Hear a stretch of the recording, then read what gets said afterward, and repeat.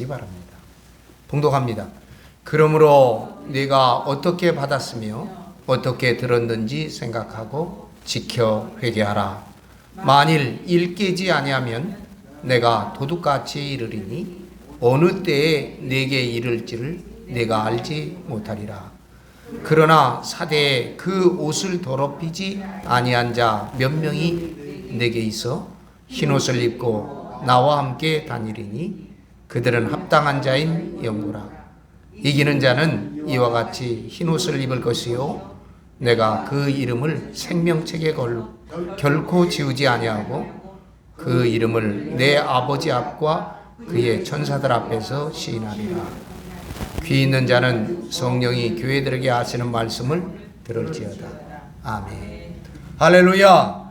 하나님의 크신 은혜와 우리 구주 예수 그리스도의 사랑과 성령이 임하시고 우리 가운데 기름 부으시는 놀라운 역사가 대강림절 두 번째 주 예배하는 우리들 모든 심령 위에, 가정 위에, 그리고 사랑하는 가족들 위에, 흩어져 생활하는 모든 사랑하는 이들 위에 오늘 말씀을 영상으로 함께 보시고 은혜를 나누시는 모든 성도들에게 충만히 함께 하시기를 간절히 축원합니다. 아멘. 축복합니다.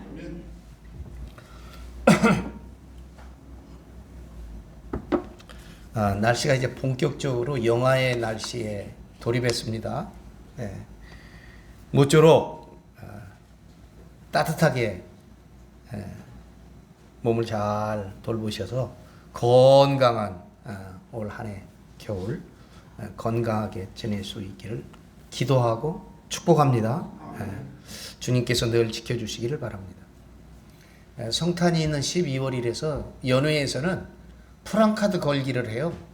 그래서 연회에서 제작되어진 거를 교회 이름 다 넣어서 교회 어디다 붙이라는데 밖에 우리는 교회 밖에다가 프랑카드 붙일 데가 없어요.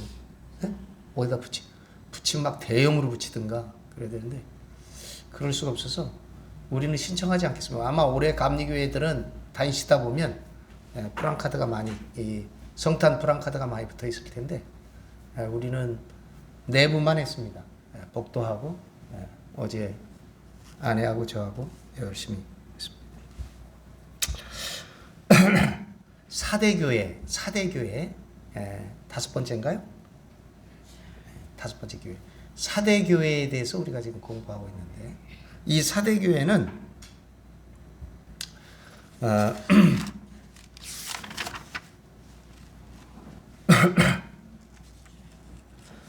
두아디라 교회로부터 한 50km 정도 떨어져 있는 남쪽으로 그런 교회이고 이 사대 교회 밑으로는 이제 빌라델피아 교회가 있습니다. 조금 내륙적으로 더 들어가면 이 사대 교회는 조금 이 일곱 교회 가운데는 작은 지역이고 마을이고 도시였는데 그러나 이 도시는 사치와 연락이라고 해야 되나요?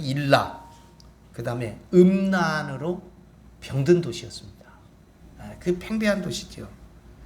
놀기 좋아하고 음악이 넘쳐나고 춤추기 좋아하는 나약한 낙천주의자들이 그 도시의 분위기를 지배하는 그런 도시였습니다. 그래서 주님께서 그들을 일컬어 한마디로 너희들이 살아는 있으나 죽어가고 있다. 교회마저도 살아있으나 죽어가고 있는 교회다. 그렇게 경고하고 있는 교회입니다. 그 행위를 하나님께서 다 아시고 지켜보시면서 내 행위 가운데 온전한 것이 없다.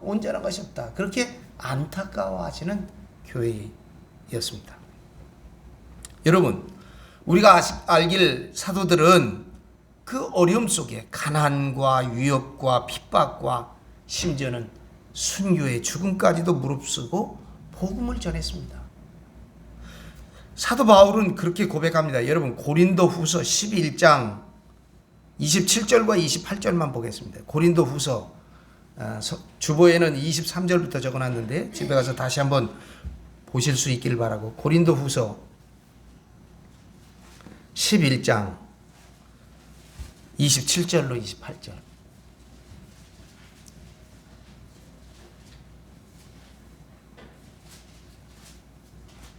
고린도후서 11장 27절과 28절 한번 같이 보겠습니다. 또 수고하며 애쓰고 여러 번 자지 못하고 줄이며 목마르고 여러 번 굶고 춥고 헐벗었노라. 이 외의 일은 고사하고 아직도 날마다 내 속에 눌리는 일이 있으니 곧 모든 교회를 위하여 염려하는 것이라. 아멘. 26절에도 보면 여러 번 여행하면서 강의 위험과 강도의 위험과 동족들, 유대인들, 유대교회 사람들의 위험과 이방인들의 위험과 시냇물의 위험과 광야의 위험과 바다의 위험과 거짓 형제 중에 위험을 당하고, 늘 위험과 위협과 공포와 고난 속에 있었습니다. 가난한 건 물론 핍박받았지요. 심지어는 순교의 죽음을 무릅쓰고 복음을 전했습니다. 그래서 그 사도들에게 복음을 듣고 믿게 된 당시에 뜨거웠던 열심과 영적인 체험과 사랑의 기쁨을 너희들이 기억해내고 상기해서 회개하라, 그렇게 말하고 있습니다. 그러면서 말씀하시기를 만일 일깨지 아니하면, 만일 회개하지 아니하면 내가 도둑과 같이 너희에게 이르리라. 여러분, 도둑과 같이 임하겠다고 하는 경고는 7교회 가운데 이 4대 교회만 받았습니다. 4대 교회에게만 경고하는 말씀이었습니다. 그렇습니다, 여러분. 깨어있지 않으면 멸망은 갑자기 임하는 법입니다. 믿으면서도 일락과 연락에 빠진 자들에게 도적같이 임하심은 다시 회개하고 구원받을 기회가 없는 징벌을 뜻합니다. 여러분, 심판의 날은 얘기하지 못할 때, 우리가 준비하고 있지 못할 때 돌연히 다가온다는 것입니다. 사치와 연락의 도시, 저 로마보다 밑에 폼페이라고 하는 도시가 있어요. 폼페이. 그 뒤에 큰 분화구가 지금도 있는데 베수비우스라고 하는 화산이 있죠.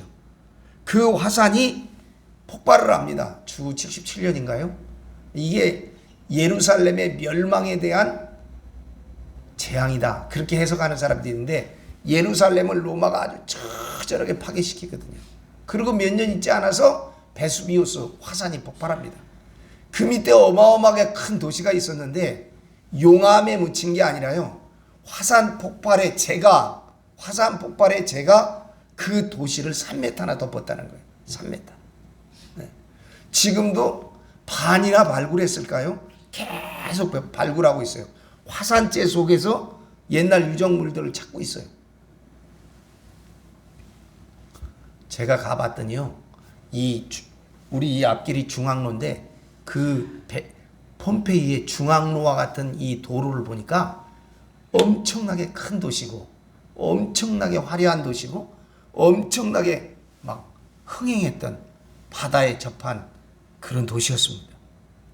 그런데 그 화산이 폭발하고 그 화산에서 나온 재가 그들을 덮는, 아주 순식간에 그들이 다 파괴되고 멸망했듯이, 이 사대 지역도 지진으로 멸망했던, 지진으로 파괴되었던 그가 예가 있던 도시입니다. 다시 복구했는데 또다시 이런 사치와 일락과 음란으로 병든 도시가 되고 마는 것이죠. 사랑하는 여러분, 도적과 같이 오신다는 경고는 신앙이 잠든 상태에 있는 사람들에게 항상 주님이 하시던 말씀입니다. 제가 주보에 기록된 대로 마태복음 24장 43절에 보면, 만일 주인이 도둑이 어느 시각에 올 줄 알았더라면, 데살로니가 전서 5장 2절에는 주의 날이 도둑같이 이를 줄을 너희 자신이 자세히 알기 때문이라. 베드로후서 3장 10절에는 그러나 주의 날이 도둑같이 오리니. 계시록 16장 15절에도 보라 내가 도둑같이 오리니. 도둑같이 온다는 경고, 이 경고는 신앙이 잠든 상태에 있는 사람들에게 주님이 늘 하시는 말씀이었습니다. 계시록 3장 4절에 가보겠습니다. 4절입니다. 시작. 그러나 사대에 그 옷을 더럽히지 아니한 자 몇 명이 내게 있어 흰 옷을 입고 나와 함께 다니리니 그들은 합당한 자인 영구라. 사대에 그러한 가운데에도 이 사대 교회 안에를 들여다보니까 그 옷을 더럽히지 않은 자가 있다. 여러분, 우리가 계시록에서 발견한 내용이 있죠. 옷은 뭐를 뜻한다고요?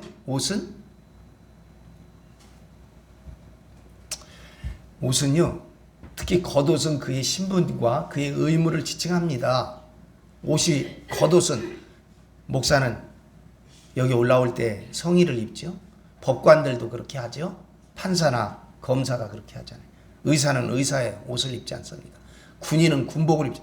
그의 의무를 뜻합니다. 그런데 계시록에서 나오는 이 옷이라고 하는 것은 우리 그리스도인들의 행실을, 우리의 행위를 더럽히지 아니한 죄 가운데 더럽히지 아니한 자가 몇 명 남아 있다는 거예요. 몇 명 너에게 있어서 그 흰옷을 입고 나와 함께 다니리니 그 옷을 더럽히지 아니한 자 몇 명이 너에게 있다.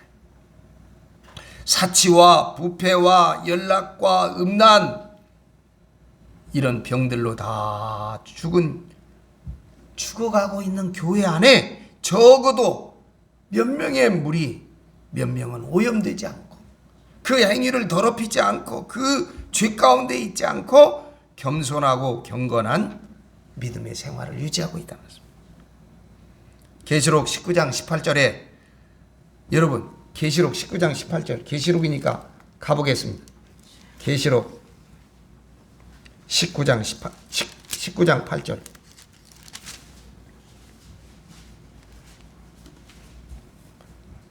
계시록 19장 8절입니다. 보겠습니다. 그에게 빛나고 깨끗한 세마파 옷을 입도록 허락하시니 이 세마파 옷은 성도들의 옳은 행실이로다. 그렇습니다. 옷이란 올바른 행실을 뜻한다. 그런데 여기 흰 옷은 보혈에 속죄된 깨끗한 옷을 말하고 있습니다. 계시록 6장 11절에도 있습니다. 6장 11절 보시죠.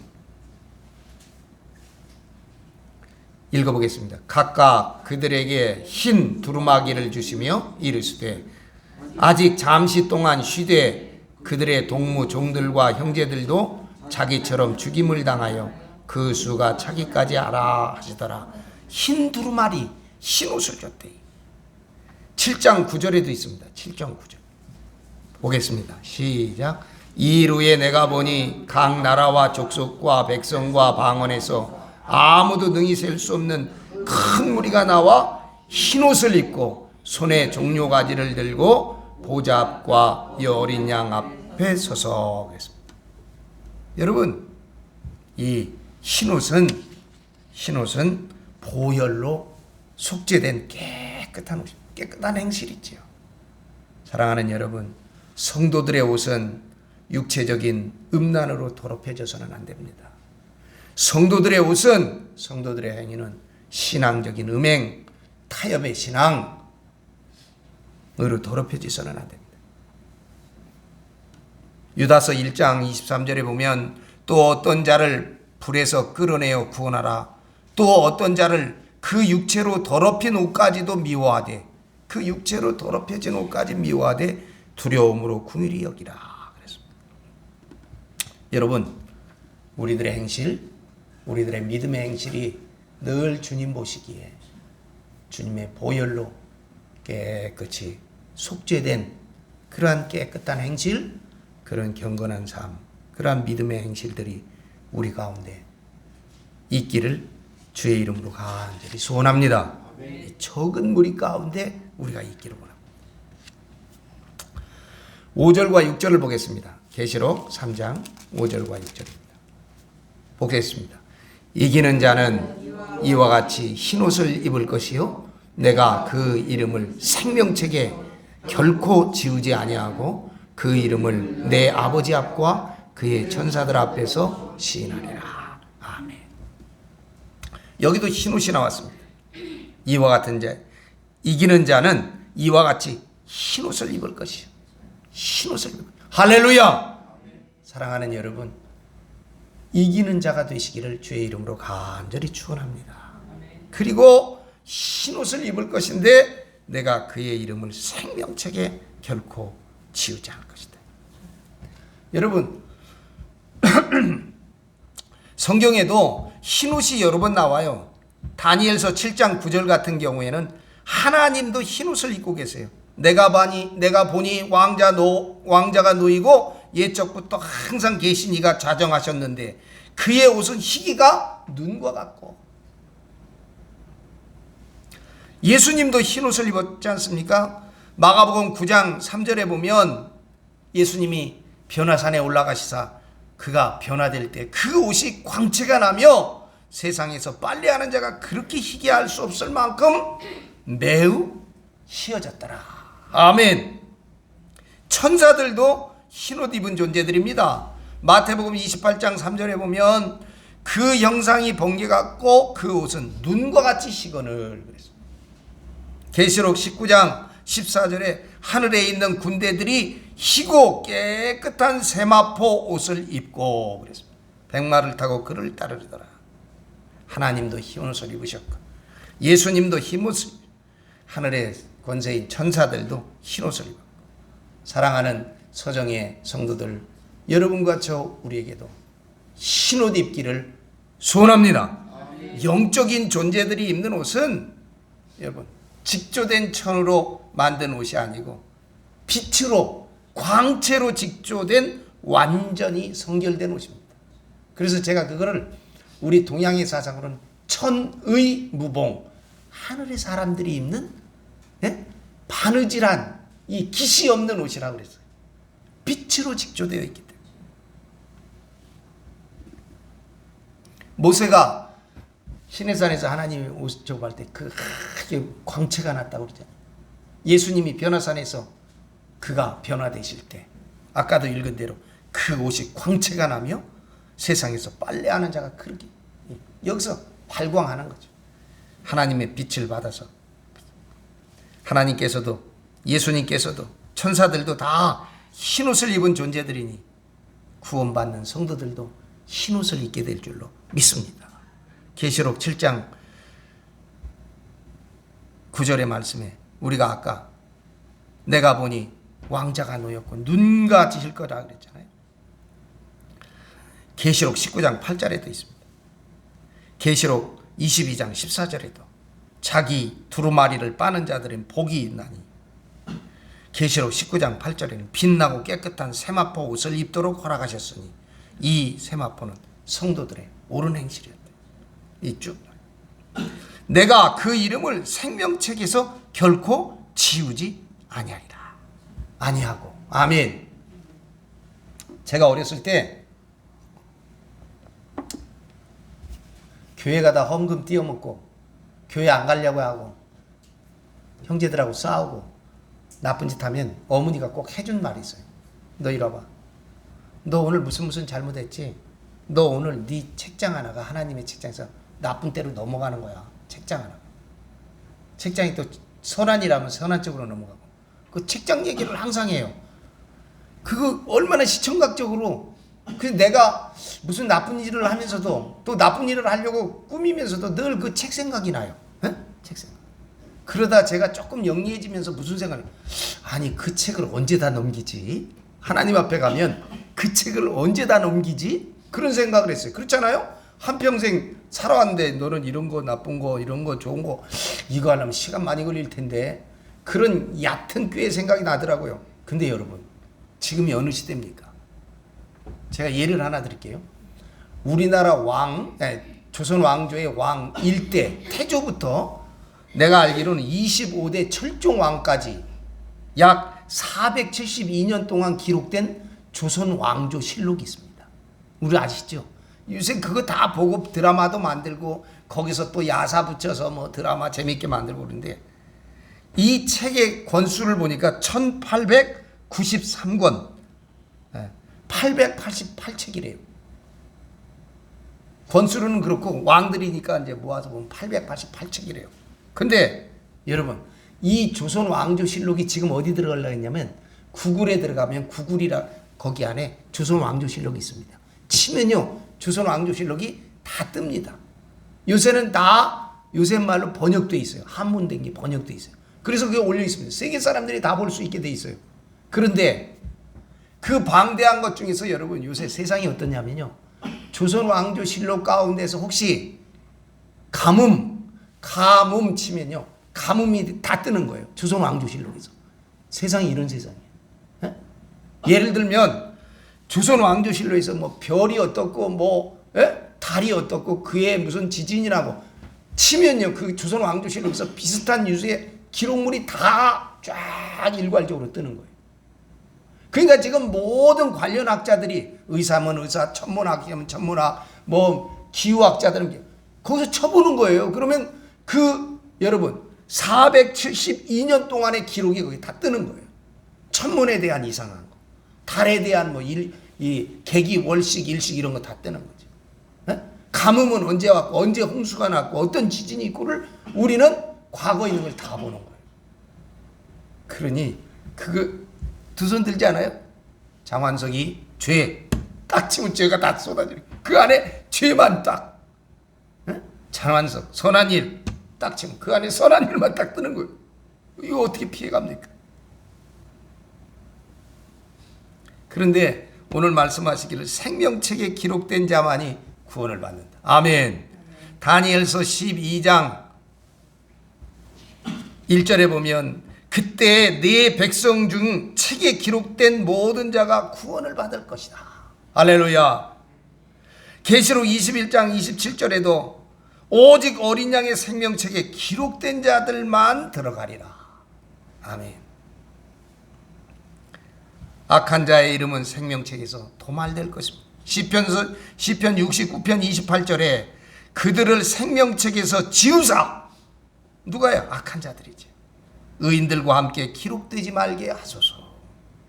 생명책에 기록되지 못한 자들은 심지어는 불못에 던져진다고 요한계시록 20장 15절에 나옵니다. 누구든지 생명책에 기록되지 못한 자는 불못에 던져지리라.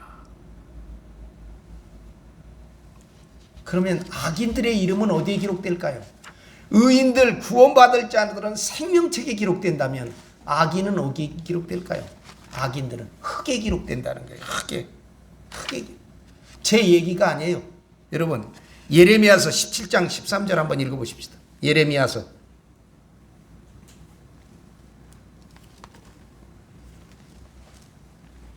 17장 13절.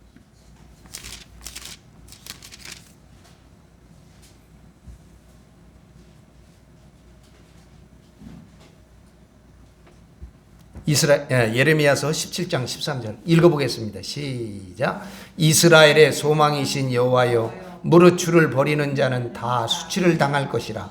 무릇 여호와를 떠나는 자는 흙의 기록이 되오리니 이는 생명수의 근원이신 여호와를 버림이니이다. 생명책에 기록되는 이름 되시기를 주님의 이름으로 축복합니다. 축원합니다. 생명책에 내 이름이 기록되기를 여러분 사모하시기를 바랍니다. 그 이름을 내 아버지 앞과 천사들 앞에서 시인할 것이다. 예수님을 주로 시인하고 믿고 따르면 예수님께서도 주님께서도 우리를 하나님 앞에와 하나님 앞에서 시인해 주신다. 그렇게 마태복음 10장 32절로 누구든지 사람 앞에서 나를 시인하면 나도 하늘에 계신 내 아버지 앞에서 그를 시인할 것이다. 누가복음 12장 8절로 9절에 보면 누구든지 사람 앞에서 나를 시인하면 인자도 하나님의 사자들 앞에서 그를 시인할 것이요. 그랬습니다.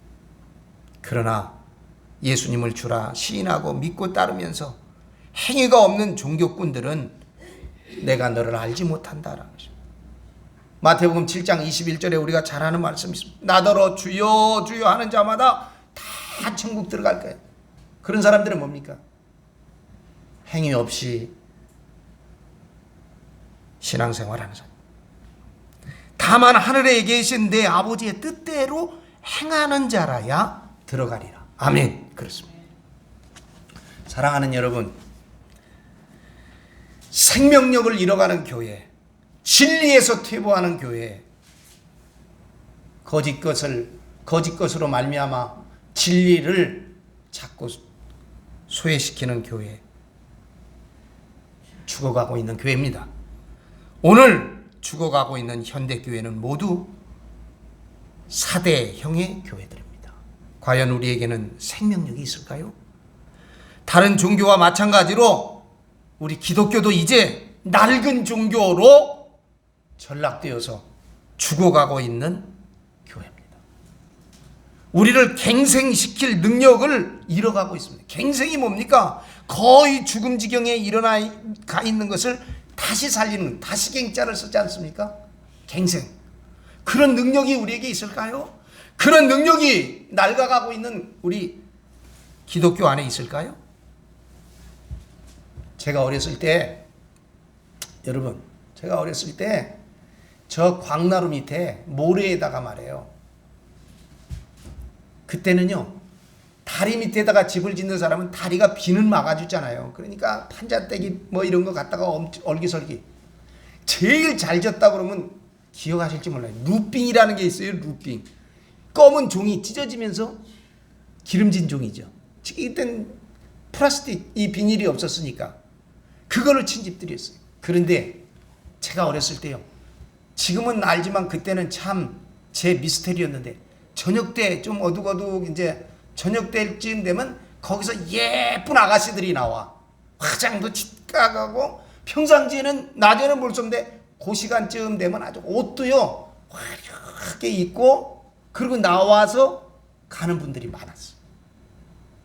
산업이 없으니까, 그 당시 일자리가 많지 않으니까 좀 젊고 예쁜 여자들이 한다는 게 그게 뭐예요? 그런 일을 많이 했어요. 술집 가고, 남자들 상대해서 하는 일로 겨우 연명하는 사람들이 많아요. 교육 수준도 높지 않고 밖에 일자리도 많지 않고요. 그러더니 마치 늙은 장녀가 천박한 웃음을 팔기 위해 짙은 화장을 하듯이 물질주의와 세속주의에 오염된 오늘의 교회들은 온갖 수많은 장식들로 치장을 하고 화려한 의식과 예식과 의복과 신학적인 교리를 선전하고 사이비 신비주의를 팔아서 교회가 날마다 대형화되고 있지만 신앙의 순결성과 그들 안에 내적인 생명력은 점차 죽어가고 상실하고 있는 것이 현실입니다. 교회들의 사치와 나약한 정신은 첫째로는 권력 앞에서 무기력하고 돈 앞에서는 맥을 추지 못하고 심지어 교인들마저도 편안하게 믿고 죽어서 천당 가겠다, 이런 신앙의 풍조가 내부에서 유행처럼 번져가고 있습니다. 사치하고 부유한 교회들은 자랑하기를 세계 제일의 초대형 건물과 세계 제일의 시설과 세계 제일의 헌금과 세계 제일의 교인수를 자랑하고 있습니다. 어느 교회라고 얘기 않지만 여러분, 강남의 큰 교회, 교인 많이 들이기 위해서 여러분, 심지어 나라 법까지 위반해가면서 남의 도로 점유 밑에를 땅 파지 않았어요? 매달 세금 내고 있습니다. 그 교회의 영향력이요, 수적인 영향력 때문에 구청 나오는 사람들, 시장 나오는 사람, 국회의원 나오는 사람들이 다 그냥 묵인해 주는 거예요. 묵인해 주는 거예요. 해서는 안 되는 일이죠. 그걸 벌금 내고 그냥 버티는 거예요. 불법이잖아요. 저 땅 밑에 말이에요, 저 도로 밑에를 파 들어갔으니. 세계 제일의 교인수와 헌금 아닙니까? 선전하지만 그 내부에 과연 생명력이 있는가? 그러나 우리가 분명히 알 것은 말씀의 이런 교회 속에 적은 무리지만 반드시 그 안에서도 그 옷을, 그 행위를 더럽히지 않은 자들이 있다는 거예요. 할렐루야. 그 교회 원로 목사님 지금 돌아가셨어요. 돌아가셨는데 아직 강남이 완전히 저거 하지 않고 그렇게 비싸지 않을 때 거기다가 처음으로 그 교회를 짓고, 그 교회가 아니라 2층에서 개척을 하고 있을 당시에 그 목사님이요, 가는데 교회 열심히 나온 분이 있었는데, 여자분인데 한동안 교회를 안 나오길래 신방을 간 거예요. 신방을 가봤더니 이 여인은요, 주일은 교회 와서 열심히 봉사하고 헌금했지만 사실은 가서 뭐를 하냐, 남의 집에 가정부로 일하시는 분이야. 가보니까 이 양반이 아파도 누가 돌봐줄 사람이 없어요.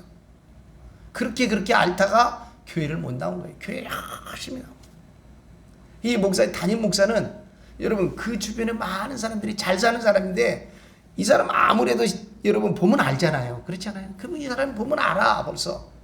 근데 목사는 알고 있죠.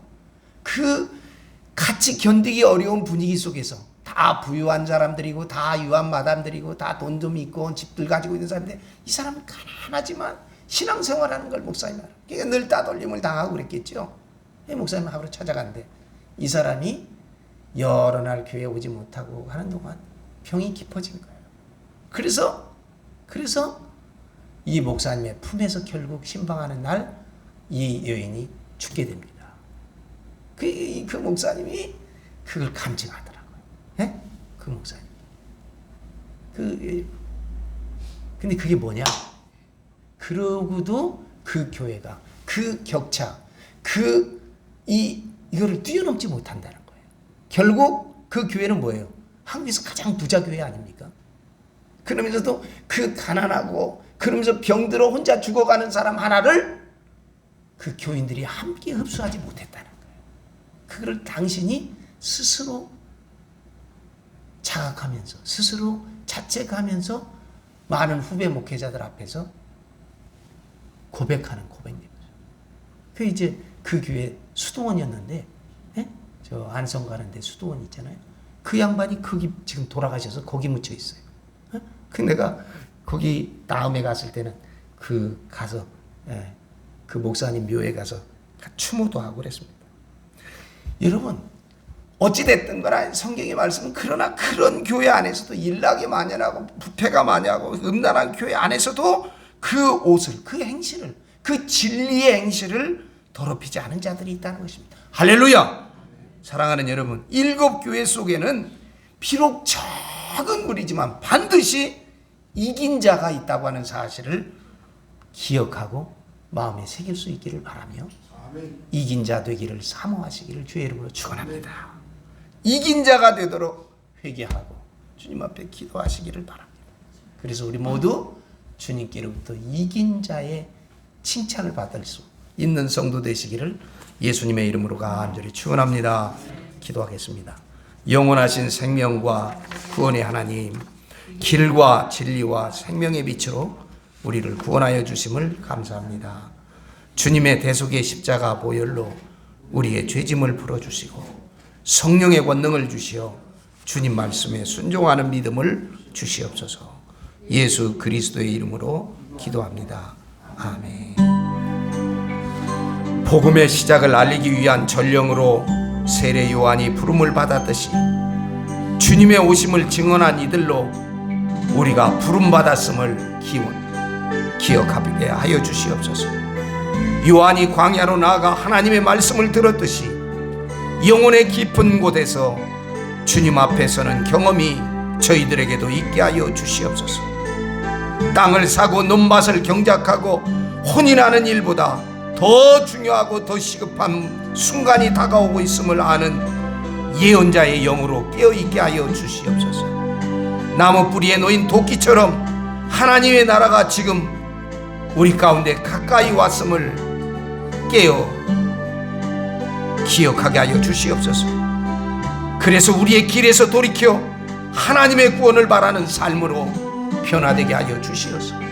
생명 있는 교회, 생명 있는 믿음, 신옷 입은 믿음의 삶, 믿음의 경주를 달려가는 이긴 자 되도록 하나님 저희들의 죄를 용서하시고 우리를 축복하여 주시옵소서. 우리의 회개에 우리의 기도를 주여 받아주시옵소서. 예수 그리스도의 이름으로 간절히 기도드리옵나이다. 아멘.